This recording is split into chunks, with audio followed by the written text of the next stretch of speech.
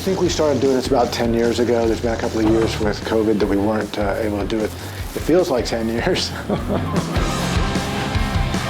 on, baby. At the end of the day, it's just bringing awareness to don't taste and drive.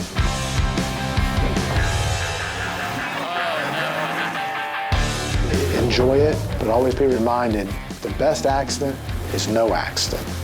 Don't text and drive.